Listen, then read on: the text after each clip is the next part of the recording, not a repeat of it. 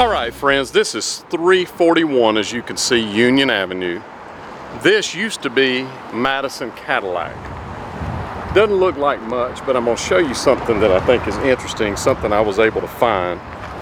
This is a picture that I was able to find of Elvis in a jumpsuit. You see he's actually wearing the jumpsuit. And if you look in the right hand side of that picture, you see that wall right there.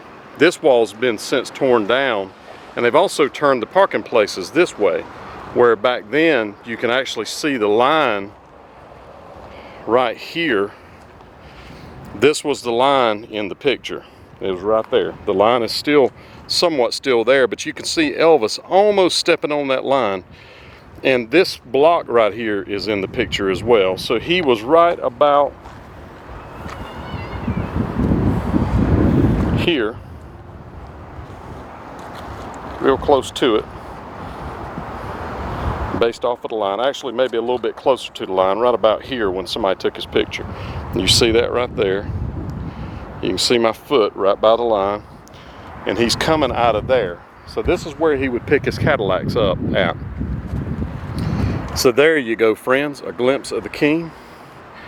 That is actually in the photo, that wall right there. You can see it right there on your right hand side. So there you are, friends. That is in the photo. That line is in the photo. That was a long time ago, friends. That was in the 70s, and you can see what this looks like since then.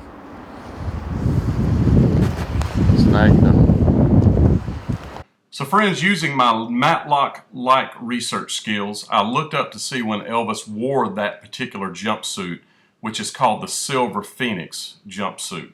And this particular one, there's two versions of the belts that he wore, and this is the second version. You can see it's got a single piece in the middle. The first version has a double piece. And if you look here, he wore it for March 17th, 18th, with the second belt in Johnson City, Tennessee.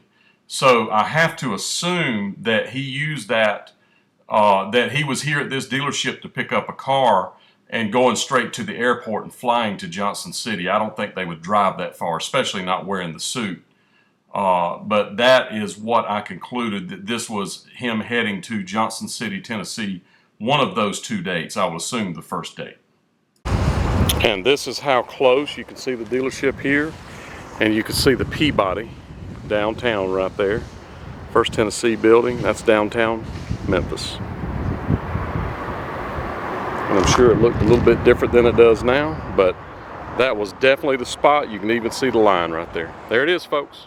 So friends, while I was researching this and at this place, I found something else that's interesting. If you look just left of center, a little bit above, you'll see that big fire alarm on the side of the wall and that crooked pipe. Look in this picture in the back. You see it just above the Cadillac that Sam Phillips is presenting to Carl Perkins in the same Cadillac dealership.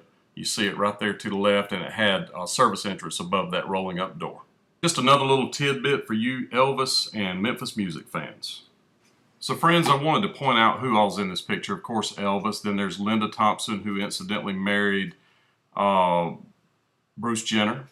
Right behind her, Joe Esposito. I think the guy behind Joe is Dick Grove.